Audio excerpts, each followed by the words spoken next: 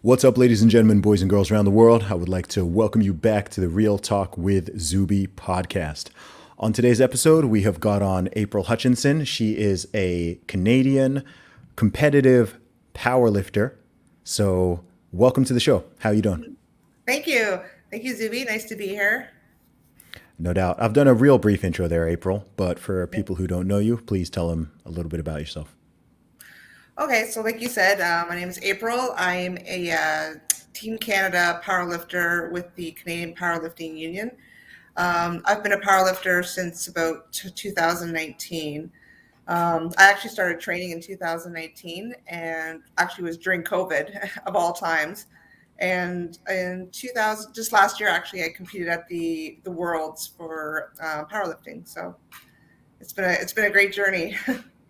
That's awesome. Tell me a little bit more about the journey before we get into various topics. Tell me a little bit more about where did you grow up, in fact? So I was born in Toronto, Okay. and my father was, well, he's now retired, a police officer. So I actually ended up, traveling all throughout Ontario because of his job, kind of like a military brat, I guess you could say. Um, and I mean, it was a great life. I was always into sports. My father got me into sports at a very young age. I remember taking power skating when I was 5 years old. I played throughout public school, track and field. I did basketball. Um, always kind of the top of my game, either getting gold medals or, this is how I am. I always wanted to do my best. I guess not an overachiever, but when I got into a sport, I always excelled at it and was very obsessive over it. So I always did very well. But yeah, I had a great childhood, and I've had some trauma. I think a lot of people have been through some type of trauma growing up. So I feel like the trauma that I went through kind of made me go down a different road in life. Instead of going one way, I went the other way. So, and I'll say that I was sexually abused as a child when I was 5 or 6 years old.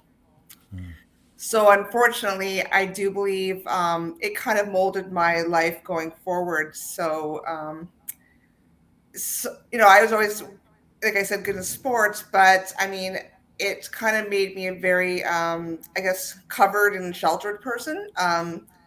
I would wear like baggy clothes. I was very uncomfortable in my own skin. So at a very young age, about 10 or 12 years old, I started drinking alcohol. And and funny enough, drinking alcohol, I still was able to become a very good athlete. But it's just the fact I started drinking at such a young age.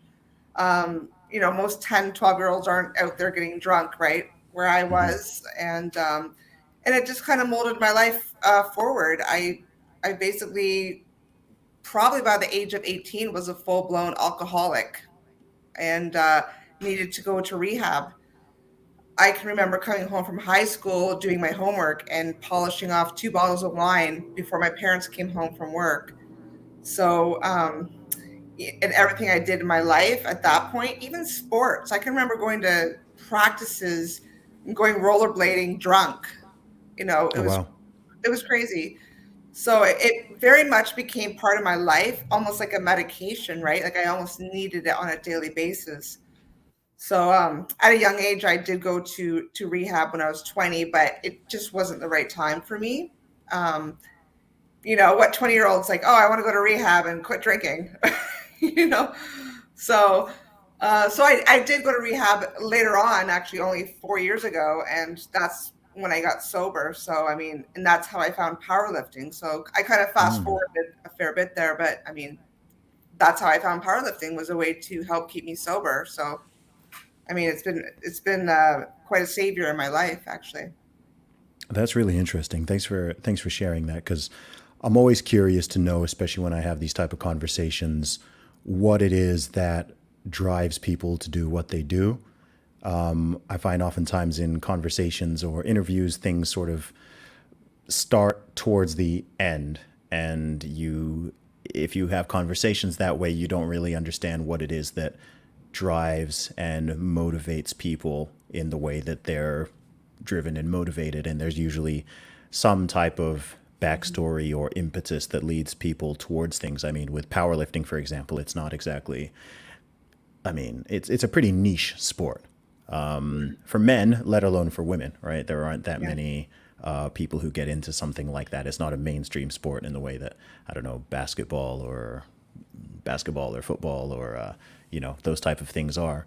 So, what was your journey into powerlifting like? Tell me a little bit more about that.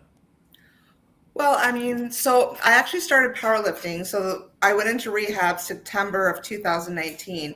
So the day I came out was the day I actually started powerlifting. So I was like, hey, I want to do something to keep me active, something as an outlet to, let out my anger, my frustration. I didn't have the bottle, so I needed something. So I literally started powerlifting with my coach. At that time, he was actually working at a big box kind of gym, but then COVID hit and he got let go. So he's like, well, we have to do something. So he actually created his own gym in his garage. So, so like you just gotta love that, like old school garage workouts, right? Because, and that's I powerlifted every day because I had nothing else to do, right? So I would powerlift 5 times a day in his garage. Five times. Wait, five times a day? Oh, sorry, 5 times a week. Yeah, sorry. I was. There are people that actually do that, to be honest, but um, I I was like, wish, wow. Okay. Sometimes I'd actually do twice a Yeah. day. And then sometimes my sessions were actually really long. Like I'd just be like, hey, there for a couple hours. Um, but it's funny though, because that was during COVID. So there was no competitions. So I literally was just powerlifting, hoping like there were some competitions and then they're like, nope, canceled, COVID, still going on. So I literally just kind of build and build and build. And then in a matter of, I think 6 months, my coach was like, you qualify for regionals. I'm like, really? I was like, well, maybe I'll go to regionals when they happen.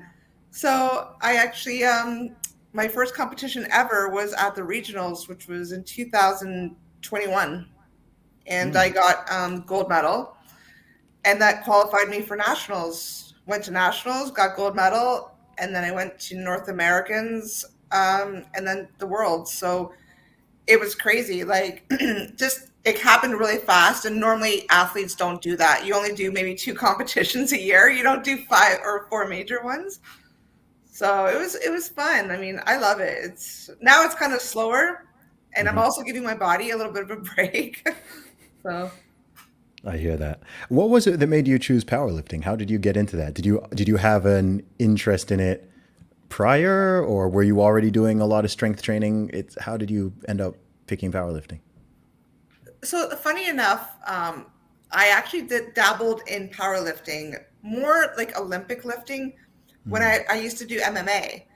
So I actually was doing MMA with all the UFC guys. Like you got Sam Stout, Chris Clements was my coach. So they said we want you to do some type of explosive weight training to help with your obviously your strength, but your explosiveness while you're in the cage, right? So I started working with a coach, a powerlifting coach, and we do Olympic lifting, and it just basically I would do that a couple times a week while I was doing my MMA. And even my coach at that time was like, "You're really good at this." But I honestly think I'm just like I said before. It's always good at every sport. I think genetics, obviously plays a huge part in it. So my body just adapted to it. I'm very prone to do more fast twitch fiber sports.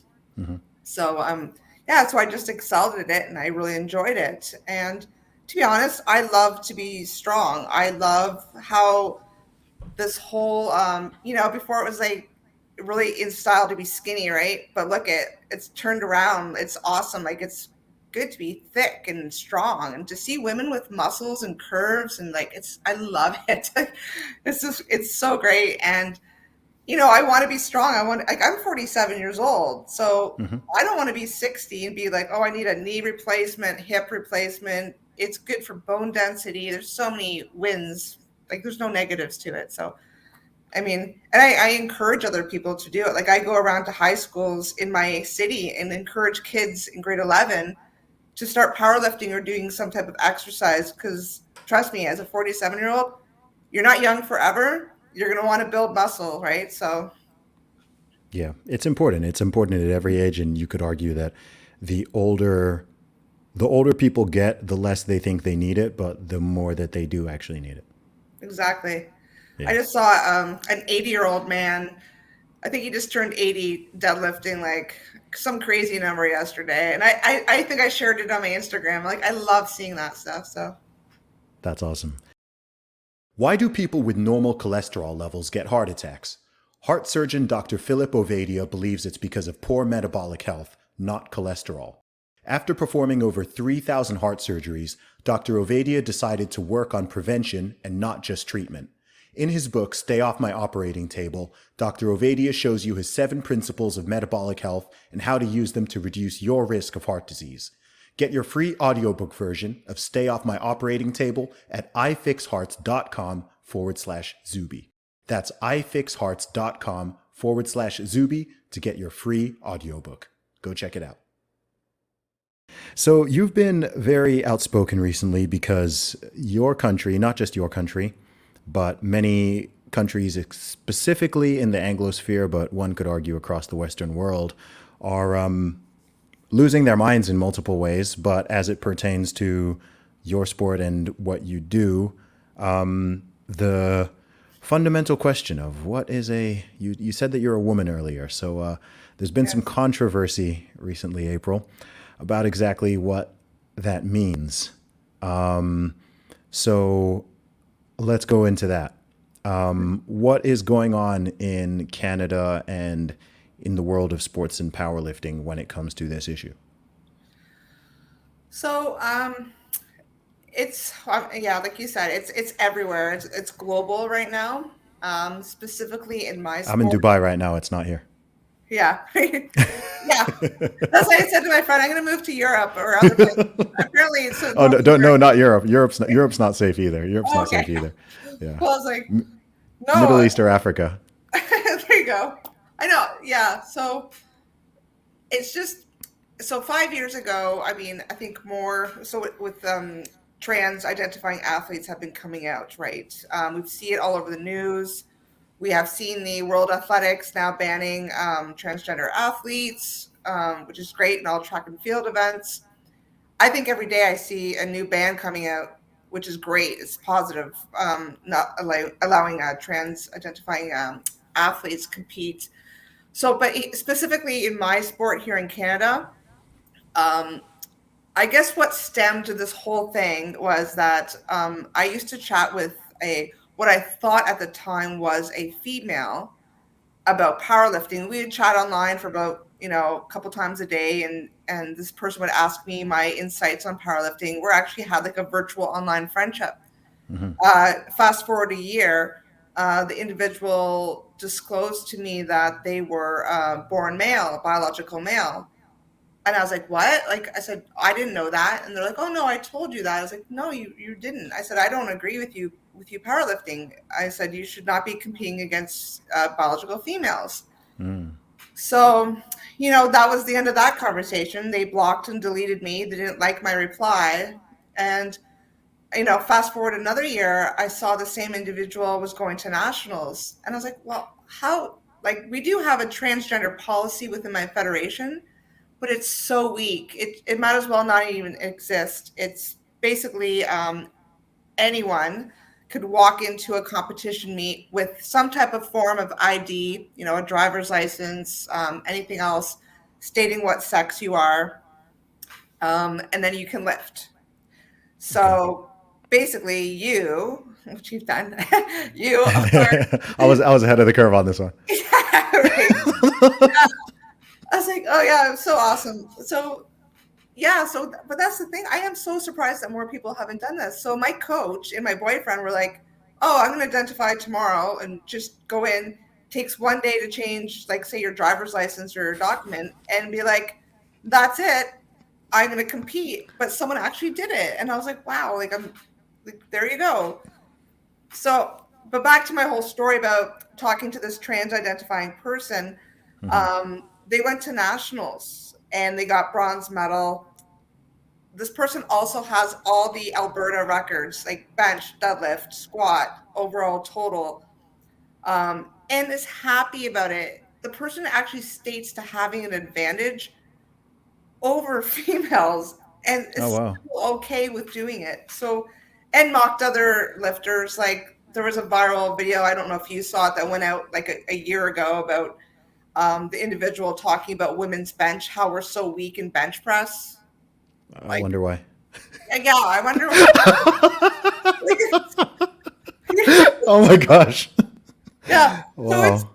and I don't want to disrespect this person. I've always been respectful too. That's why I'm kind Mm, of using my words wisely when I do address yeah. the person. But I mean, that was disrespectful. And I mean, unfortunately, it has started a war. Well, there has always been a war on gender, right? I mean, unfortunately, it's divided people in my union now. Yes. People are fighting. I mean, we are the majority. I mean, I hate to say it, but I mean, no, I'm glad to say it. We are the majority because we believe in common sense and we believe in science. We believe in truth and facts, right? Hmm. So, I mean, I don't know if you know Dr. Linda Blade. She's been a blessing to me. I've met her. She's the head of a women's group to save women's sports called the ICFS. I've also worked with NCAA champion Marcy Smith. She took me under her wing as well, and she formed Icon Women's Group that also helps fight for fairness in women's sports. So, I mean, it's been a little bit of a whirlwind, but I mean, it's since nationals we've been really kind of blasting the information out there, and the other side are not liking it, obviously, right? But I mean, it's we have to bring attention to it because female sports will no longer exist in like maybe even 10 years if Yep. biological males keep dominating, right? So Hmm. I called that back in 2016. oh It, yeah. it's very strange. I've had, I don't even know where to go on this one. It's so weird because, I mean, that me, identifying as a woman and breaking the British women's deadlift record. I mean, that was over 4 years ago now. And it's like the goofiness is just accelerating and expanding, right? I mean, it's funny because at the time I did that back in early 2019, that issue was on some people's radar, but it wasn't as prominent as it is now. And there certainly were fewer people taking any stand on it and sort of saying like, this is not fair, this is silly, whatever. And those who were, it was coming from a purely logical and rational and scientific perspective, which is where the argument should sit. But the truth is, we're not dealing with, when you talk about, the other side of this argument, you're not talking about people who are rooted in facts and science and biology and common sense. And so I think that if someone has reached a conclusion or reached a position without logic and rationale, you can't really use logic and rationale to get them out of it. So my position was, okay, wait, what's a woman? Anyone who identifies as a woman. Okay, got it. Cool. Okay, boom, here we go. Boom, I've got the record. There we go. Yeah. So either you have to accept me as a woman and accept that I have the record, or you can say, okay, maybe that's not fair. Maybe there's a problem here, right? I mean, and it was even funnier because, of course, I'm not even a competitive athlete. I mean, I'm a strong deadlifter, Yeah. but in the video that went viral, right, I just walk up and it's I could have lifted that weight 7 or 8 times, and it's just so weird how many people have been captured by this ideology, but then on top of that, how many people are just cowards. Honestly, that's what it is. People who are just they know it's not right. They know it's not fair. They know what the reality is. They don't have any logical argument, which is why they just rely on calling everybody who opposes them a transphobe or some type of bigot, because there's no coherent argument. It's not really a debate because there's no coherent argument on the other side of it that's rooted in reality. And so it's very odd to have this type of situation. Normally when people are debating or there's different positions, there's some real logic or rationality to either side, right? But in Exactly. this case, I've never, to this day, in 5, 6, 7 years that this has even been on my radar at all, I have never heard a sound, logical argument on the other side of why a male should be able to compete with females in competitive sports, or let alone how it's fair, right? We're not talking about 5-year-old children. We're talking about fully grown adults, Mhm. right? The arguments against it are very obvious and clear, and in fact, have been known since before people even knew what science was. It's never been a debate, but it's like all of a sudden in 2015, people's brains fell out of their skulls, and here we are now, 8 years later, still having to deal with the silliness. And it's amazing as well to me because in these countries, in the UK, in Canada, in US, whatever, they like to take pride on, being, feminist countries and equality, and we care about women and, women's rights and this and this and this. And then they're just undermining, completely undermining all of this with this whole silly ideology as it applies to normal life, as it applies to sports, as it applies to female changing rooms and bathrooms and private spaces, as it pertains to even prisons and so on, where you're now sending male criminals into female prisons. And I'm like, man, people want to talk about misogyny. I'm like, this right here is actual misogyny, because you know what? None of this stuff has downstream severe impacts on men. None of it does, right? There's no male powerlifters are not worried that a woman is going to identify as a man and go into their league and break their records. Male athletes are not worried about losing their scholarships to females. It's not going to happen. It's a completely one way. It's a completely one way thing, which in itself undoes tells you that okay, this isn't that in itself is Yeah. very telling.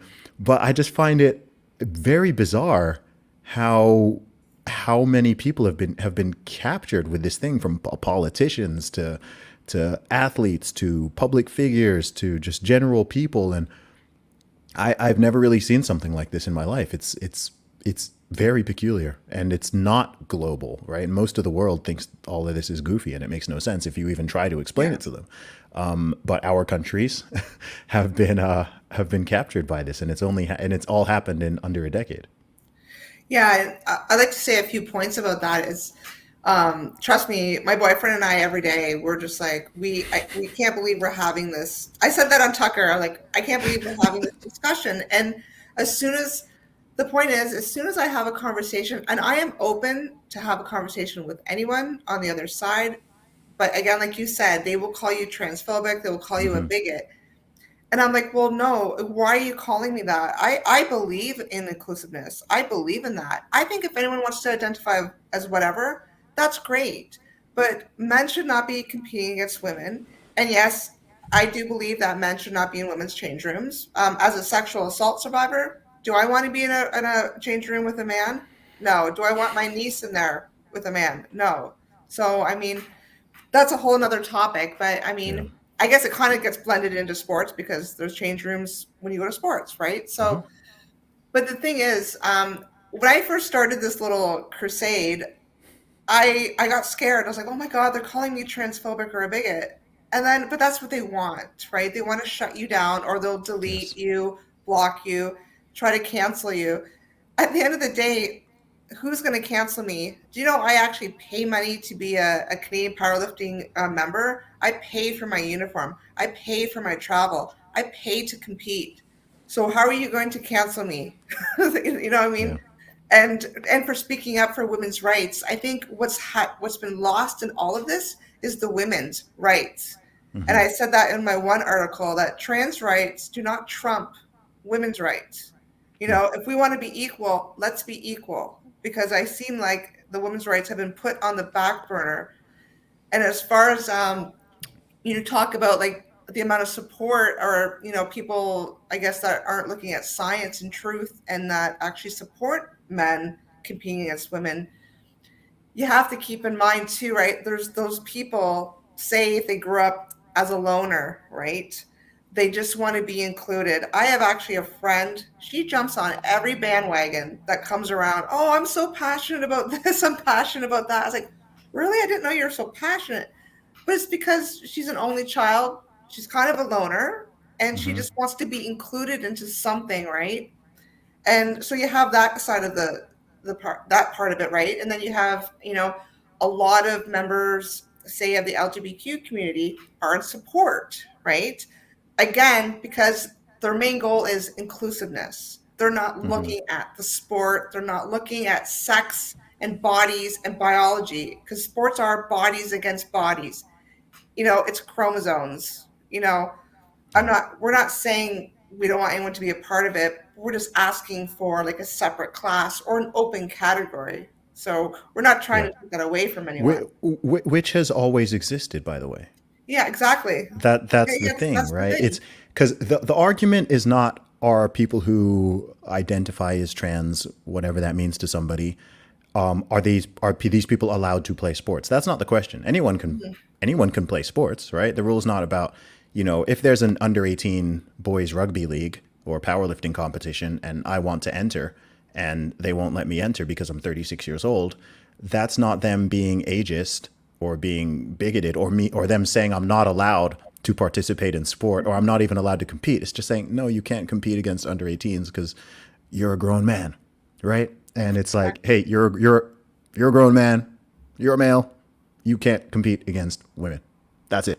You can go No, compete against other men. You can compete against other people who identify as whatever. You can have an open category, totally fine, but you just can't compete against females because this is a female competition.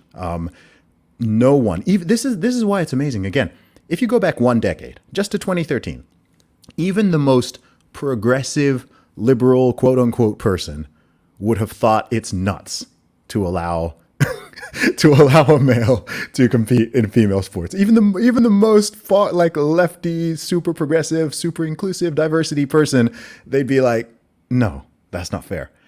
And then with no actual argument and no logic and no genuine biological changes of the human species, these people have now just adopted this opposite position. And something I have noticed, which is even more bizarre stroke insidious, is it seems to be more women who are in favor of this undermining and erasure of women. And I think, from what I know about personalities, I think it's because women in general are more agreeable. So there's more men like me. I mean, even during this conversation, I can tell that you're being more careful with your words than I am, right? Like I'll just say, I don't dance around it. I'll just say what it is. I won't be mean to anyone. I won't be cruel. I won't use any insulting terms, but I will call a man a man. I will call a woman a woman. That's what it is. And so it's like the, I feel like some of these activists and ideologues, they've almost weaponized women, but other people's compassion kind of against them, if you see what I mean, right? So they're kind of taking advantage of the fact that, most people don't, like you said, people don't want to be called a transphobe. People don't want to be called a bigot. People don't want to be called, have these labels cast on them. People don't want to come across as mean or cruel or whatever it is. And they sort of take advantage of that and they use that to push their ideology. Anytime you step out of line, right? They don't have an argument. They just call you a name. They just label you. Well, you're transphobic. You're a bigot. You're transphobic. You're transphobic. And it's so disingenuous and dishonest, but it's actually very effective. And they've been able to claim so much ground because if someone calls me that, I don't care.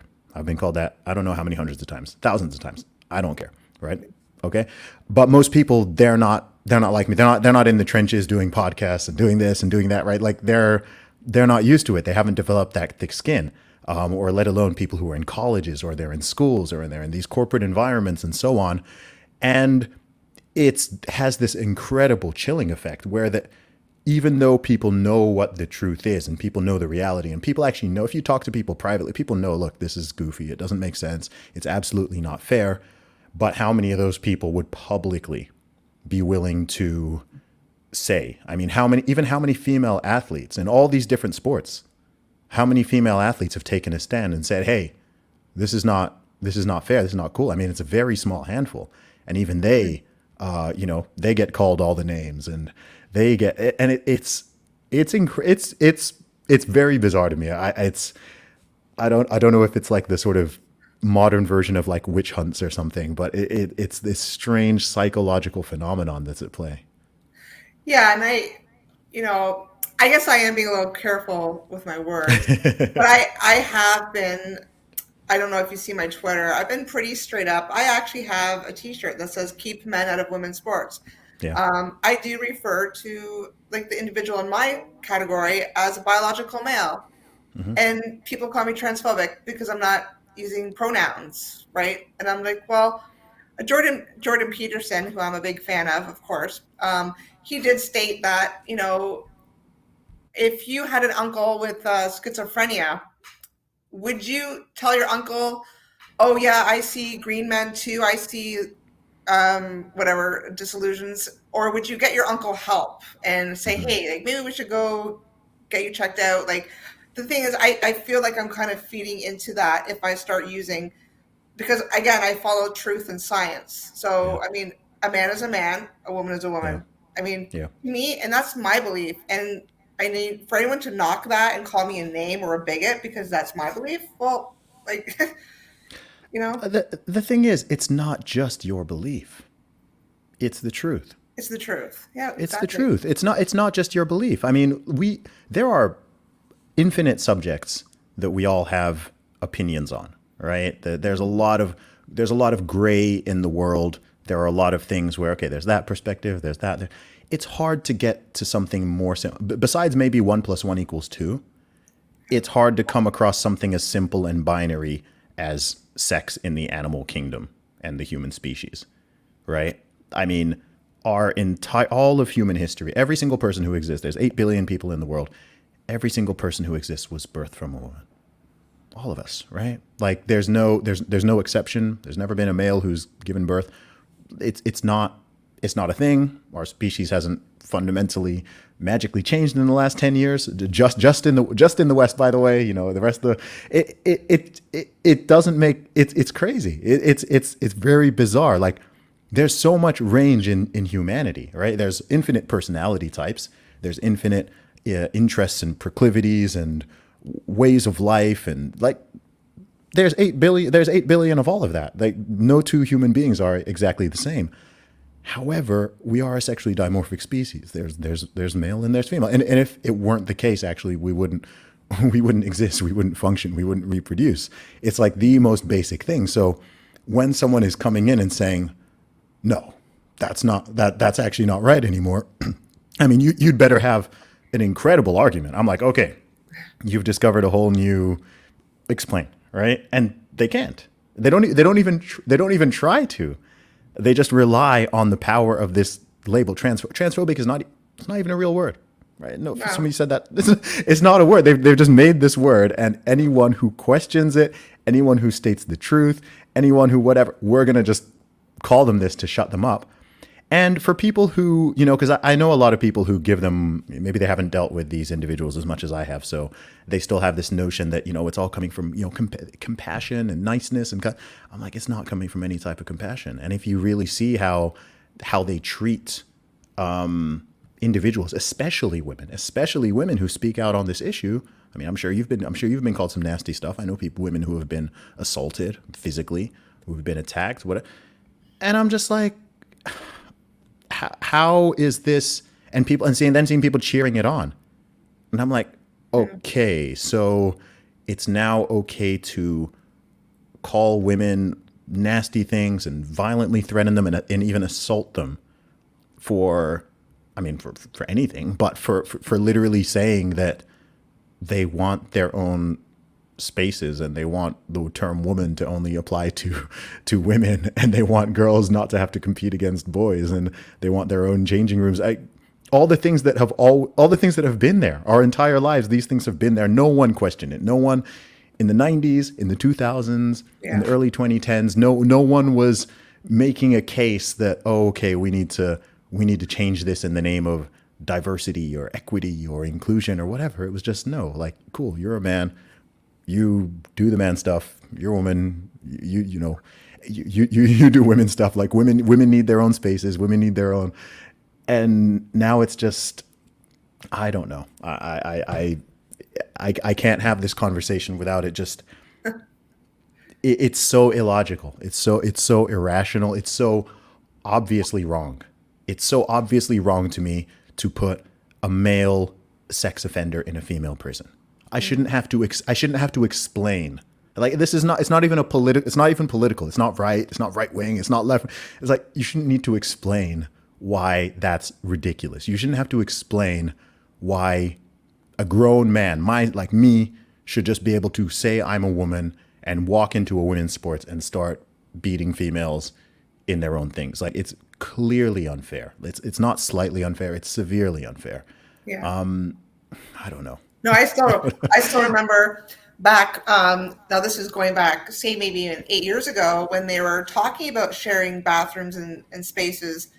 And I went to New York City, and I went to use the washroom. I obviously wasn't paying attention to the door because it did have a male and a female symbol on it. So I went to the washroom. This is at a nightclub, mind you, at night. And I came out and I'm about to wash my hands, and there's a man in there washing his hands with me. And I was like, oh, I'm sorry. Did I go into the wrong bathroom? He's like, oh, no, it's a universal. But when I was in there, my back went up. Again, I got very anxious, right? Because again, Yeah. like I said, you start mixing alcohol too, right? And nightclubs, and again with my past with sexual trauma, it's horrible, And I mean, the sad part of all of this, though, Zuby, is that they're not asking the women what we want. Like, Oh, so they don't care. there's no compromise. I've been to places where it's just a universal bathroom. And I remember asking them, well, do you have a secondary bathroom that I can use? And they said, oh, well, you can use the accessible, the handicap bathroom. And I was like, so now I have to take away that? And it's like, no, like that's my option. And then, even with my federation, not once have they asked the women what we want. It's just Yeah. like, okay, deal with it. It's happening. At least do some type of survey or some type of, ask us what we want. And for the longest time, my letters to my federation were ignored until I found Linda Blade and Marcy Smith, who helped me, right? So, but I was ignored for about 2 years. Yeah. So, Can I ask the people in charge of these federations, are these men or women? Or is it a mix? so majority are men, Okay. and they are also volunteers. So with the Canadian Powerlifting Union, you basically have to volunteer to be either the president, vice president, you have a treasurer, all the different positions, but they are all volunteer based, and majority are held by men. Yes. Okay. Have any of your fellow athletes or competitors taken a public stand in the way that you have? No, I'm actually the only Canadian athlete ever to come forward about anything. In any sport? I'm the only Canadian. Yes. No one else In is. all in every sport that exists? Yeah, I'm the only Canadian currently. I do believe there's a couple Americans. I know. Oh, well, actually, Riley Gaines. You must know Riley Gaines. Her and I become friends because of her speaking out. Amelia Strichter. She's a shot put athlete in Britain. I can't really name a bunch of women that are actually coming forward, like athletes. Taylor Silverman, the Taylor skateboarder. Silverman, Bethany Hamilton. But yeah, so in Canada, I'm the only one that's been coming forward. But you know what? The funny part is, I have so much support behind the scenes. I have so many people, like, especially after I went on Tucker. Obviously, my phone blew up, but people are like, "Thank you for saving sports." I have a 5-year-old daughter. Thank you. Like, people sharing their personal stories about how they have daughters in sports, and that, like, this is saving women's sports. And I was like, great, but use your voice, get out there, say something. But everyone's so afraid to be silenced or canceled. So, I mean, and I was going to tell you earlier, I haven't had any negative messages. Like, people probably think I get hate messages all day long. I haven't gotten maybe 3 from trolls. It's been quite amazing, the support. Like, there's way more people supporting this than what it seems. I mean, because everyone's behind me and they're kind of like secretly supporting me, Yeah, I've dealt with this on various issues. So I mean, I've been public for. I mean, I'm a rapper. I mean, Yeah. since since 2006, I've been putting myself out there. But since 2018 in particular, I've been lending my voice to way more of the, social, cultural, political conversations. And I've gosh, thousands and thousands and thousands upon messages. It does with so many different subjects as well, right? Whether we had the Mhm. whole lockdowns and pandemic situation, or prior to that, there was Brexit and there was Trump, and then there's this whole issue that we're discussing here. And I just speak my mind on all of it, and I've been speaking my mind on all of it for the past 5 years. And I have a mixed perspective on the phenomenon you're just describing. At the beginning, I used to find it, when people told me that, hey, you're very courageous, or you're brave, or thank you for speaking out or doing this. Like, I agree with you, but I won't publicly say it. Initially I liked it and found it quite flattering, but now it annoys me more than I find it flattering, because I'm like, look, if you remain silent on this type of thing, then it's as good as being complicit. Exactly. Yeah. It ends up being the same, right? Like, you can't just rely on, I call it outsourcing courage. You can't just rely on a very small handful of people. You literally named across what, 5 different Anglosphere countries. You can't even name 10 women. 10, you can name 10 women, 10 female athletes. You can't name 10 women athletes who are willing to speak up on this. And I'm like, that's a problem. People can cut it how they want. They can frame it how they want. They can use whatever. But I'm like, that is cowardice. That is cowardice, right? I mean, I don't have a dog in the fight of female sports. This whole issue doesn't affect me. It doesn't affect me at all, right? Not directly. But it's so wrong. It's clearly wrong. It's clearly unfair. It's clearly illogical. So I will say no. Like, this is not right. This is not fair. This is not fair to girls. This is not fair to women. Everybody knows it. So what's everyone so afraid of, right? You're not going to get, you're not going to get, I'm not asking someone to, rush the beaches of Normandy right? And be facing, bullets and grenades. It's like, just use your voice. Just take a stand and say, hey, speak to your federation, your college, your universe, whatever. Just say, look, no, this is not right. This is not fair. And we need to draw a line, right? Here's the reasons. It's been explained a billion times over the last many years. This is the line, and people still won't do it. And as a result, it's going to keep on going until people are willing to just say, okay, enough. No, this is not fair. If that hurts 10 people's feelings, okay, right? I don't see why 50% of the entire human population should have to completely sacrifice all of this stuff because of not even 1% of the population, right? Mhm. And even out of the people, even most people who identify as trans or whatever, a lot of them think it's goofy too, Yeah, right? exactly. They're not. It's not even like, oh, everyone in the, they try to frame it like, firstly, the LGBTQ community. It's not a community, right? The LGBT, like the T's taken over everything. It's not even connected to the Exactly. LGBT, Yeah. but they're making it sound like it's this monolith, and like all of these people are pushing. I'm like, that's not even that's not true, right? It's not even true. It's not even that everyone on the left even is pushing this, or everyone. It's just a very, very small number of people who have managed to put the fear of God into so many other millions of people that they think that they can't speak on this, or they're so afraid to say the wrong thing. And I don't know. After a while, it becomes frustrating because you can't just be the only person putting your head above the parapet and being the one facing all the slings and arrows while everyone else is kind of hiding behind and saying, "Yeah, I support you." It's like, if I get jumped and my friends go and hide behind a sofa and like, yeah, you go fight Zuby, like, you cheer. I'm like, yeah, thanks guys, like, thanks for having my Yeah. back. Well, it's funny. That's why, like, when and like going on this topic, that's why, like, say Avi Silverberg doing what he did, it actually kind of let me go, oh, okay, now I can kind of breathe a little bit because I Hmm. felt like everyone's kind of so focused on me. And again, like I said, well, because everyone's being anonymous behind the scenes, everyone's like a keyboard hero. But then you have Abby that Can did you that. It's explain like, that? Can you explain that situation for people who are listeners but they're not familiar? oh, so I can't, like, I wasn't there actually at the actual competition. But Avi Silverberg, he's an amazing powerlifter. He's an ex-Team Canada coach. I've heard nothing but great things about the guy.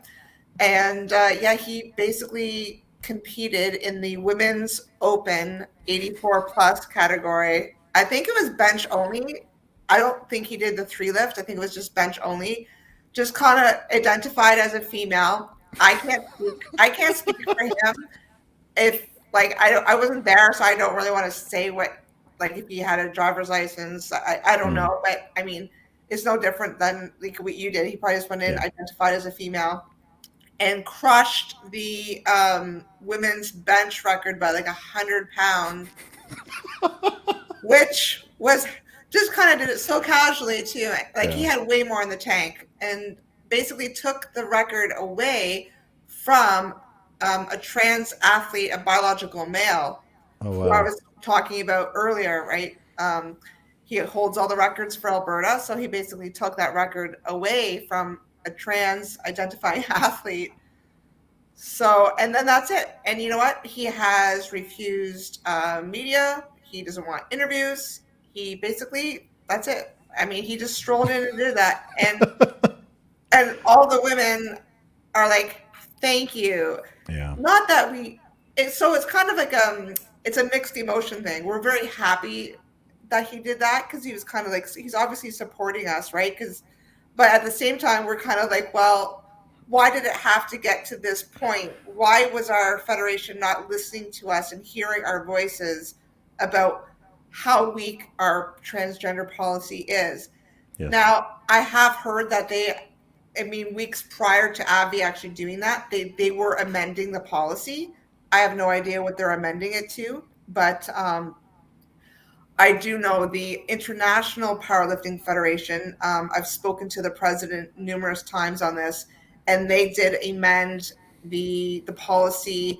It's a little bit more strict. It's a testosterone monitoring, like, throughout Yeah. a period of time. I'm gonna be real here, April. There can't be a compromise on this.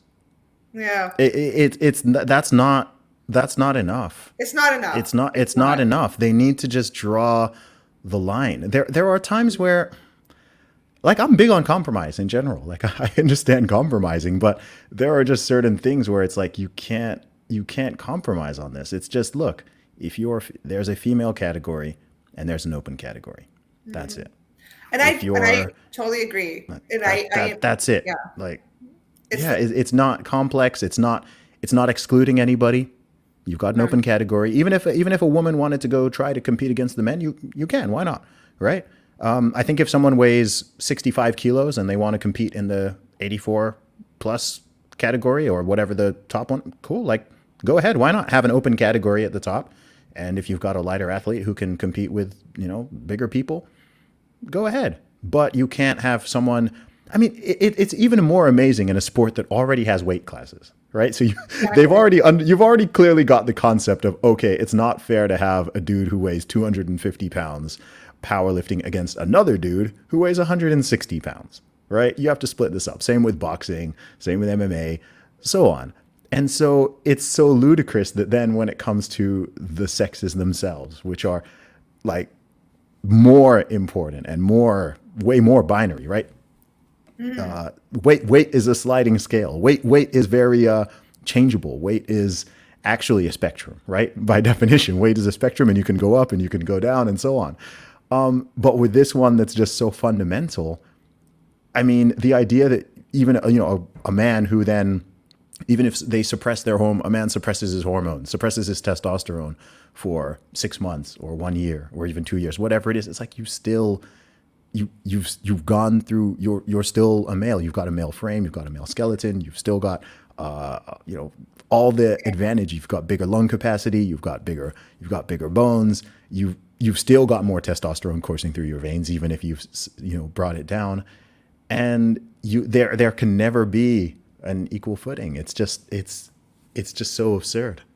Yeah, there's many men that could lower One of my friends, he's a well-known like bodybuilder, and he's like, when he goes off of HRT, he's like, oh, my testosterone levels are below 2.4. So, and I bring this up all the time.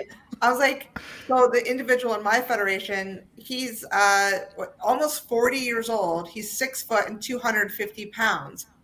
I'm on the lower end of my scale. So like I'm about 220, right? But it's the same thing when you talk about weight classes. Like I'm 220. Whenever I compete against someone that's 250 or above, like there's people that are 300 pounds. I Yeah. get annihilated. I just get Yeah. like killed, right? But and I have competed in the open against the 20 something year olds because I can, right? Yeah. Because I'm that competitive. But as far as like the testosterone levels, honestly, trust me, I've had this conversation with the IPF, the federation, and I was like, what about the physiological advantages? Like, you Yeah. cannot deny that. It's just, whether it's like even men have more phosphate fibers, like, VO2 max, the lung Yeah. capacity, the Hmm. list goes on. But I think right now they'll probably adhere to that policy, but I think they will be changing it. We're quite positive as things move on and more bans are happening throughout the world that they're going to have to reevaluate it. And they're going to probably, I mean, let's hope, fingers crossed, that they actually do make an open category, well, which there is. And then Yeah. but the thing is, the other side, the trans identifying athletes feel like they're outed Hmm. if they lift in a separate category. They don't like that because it's outing them. So, it's there's always something, right? They're just not happy with. When That's okay. honestly, You can't always be again, happy. how You can't just always be be happy. happy, but how's it fair to compete against women? Like, you, how's you that you fair can't to always them? be happy, right? Like this inclusivity has a place, right? Inclusivity doesn't mean that I can should just be able to use a women's Exactly. changing room. Like that's not inclusivity doesn't mean that you have to date or marry everybody who wants to date or marry you, right? There's a time for inclusivity and there's a time for exclusivity, Exactly. right? Yeah. It's not, again, it's common sensical. I wonder what do you the people who are running these federations, not even just the powerlifting, but in other sports where they're allowing this to happen. I don't know if you have any insight on this, but what do you think they are afraid of? Why do you think they're afraid of just saying no? Okay, like what is it that they fear? Honestly, I think it's still a new topic right now, with transgenders coming out, that people don't know how to handle it. Um, I think obviously they're afraid of lawsuits. Definitely, you see what's happening in the States, right? With the U.S. powerlifting banned transgenders. Well, that transgender individual took them to court, a civil suit, and they won. Now it's being appealed, which they should, and they're taking it to Supreme Court, which hopefully they look at the science and the facts instead of just going on feelings, right? So that was a big mistake. So, but no, I believe they're afraid of lawsuits and offending. And let's keep in mind, um, we see it all over the news right now. The activists, they're pretty loud. And if you want to talk about violence, like just look around. Yeah. The air horns, the violence. We see what happened to in New Zealand with the female activists, right? Hmm. Like that, I just couldn't believe that. That's the Yeah. stuff that's going on, and people are afraid. It's remarkable because this would not be tolerated if any other group of activists behaved in this way. There's a lot of Exactly. people. There's people who are activists for all sorts of causes, and if people started using straight up violence and intimidation tactics to get their way and just terrorize, that's terrorism, right? Like using intimidation and threats to Exactly. push your political point. I mean, but somehow in this one they're pushed as being the good guys, and anyone who questions this or challenges it is the bad guys. I don't know. Where do you think this is gonna Where do you think this is gonna go? Where do you think we talked about how where we were 4 or 5 years ago, 4 or 5 years from now, let's say 2027, 2028. Where do you think this is still gonna be a battleground? Do you think that people are gonna acquiesce in one direction? What do you think is going to happen? Because the truth is, if it goes in one way, then give it another decade and female sports are gone. Exactly. So I totally agree with that statement, and that's why, you know, if I wasn't even powerlifting, if I wasn't into sports, I would still be fighting for fairness. My federation can kick me out. It's not going to get rid of me. I'm still going to keep fighting for women, right? I have Hmm. nieces, 5 years old that will be playing Yeah. sports. So, um, to be honest, Zuby, I actually am very positive about the future. I do believe as we see more bans happening, they just started trickling out there. I think there's going to be more and more. And I do believe that, the science and the common sense is going to prevail. I really do. And I do think that, I know I'll keep fighting for fairness. I mean, I know many other women will. I mean, I think the tides, I say this expression all the time, the tides are turning, basically, right? I Hmm. see a positive change. We just have to hold tight and keep fighting, though. We can't, and I say it to all the women out there, or even men, you have a voice, use it, because Yes. that's how things are going to change. Absolutely. And the people pushing the craziest ideas in our society are not afraid to use their voices. Yeah, So if your voice is sane and rational, then you absolutely should not be. You should be at least as loud. I think that's what we need. We need sane people. exactly. Sane people to be at least as loud as the least reasonable and least sane people. And then you'd really see what the numbers are like as well. Exactly. Yeah. April, I admire you. Congratulations on your lifts and your records. What are your top lifts in each of the three actually? So my top lift for deadlift is 510. Awesome. My highest squat is 420, and my bench is 210. Nice. I do hold right now the North American deadlift record for my age and weight class, and I also hold the overall total for North Americans. Amazing. And we'll see. I just applied for Team Canada again for the North Americans coming up in Grand Cayman Islands in Hmm. August. So fingers crossed I get chosen. That would be So awesome. yeah. Other than Awesome. that, I'm just training. So Fantastic. Well, thank you for sharing your story. Keep on fighting for reality and everything that comes with it. And yeah, I admire your courage, and I hope it encourages more people, especially more women, especially more female and male athletes as well. Everyone stop being a coward. Speak the truth, exactly. stand up, have a backbone, and especially if you have daughters and children who are going to grow up into this crazy world. It's even more important that you need to speak up. Yeah. Well, we all say on behalf of the women's groups too, we love you, Zuby, and Thank you. we thank you for support. It's great when women come on board, but when men are such as passionate about this as you are, it really means truly the whole world to us, and we thank you for standing up for fairness. Honored. We're just doing what I can. Yeah. I appreciate you, April. Thanks for coming on. Talk to you Thank you, soon. Zuby. Take care.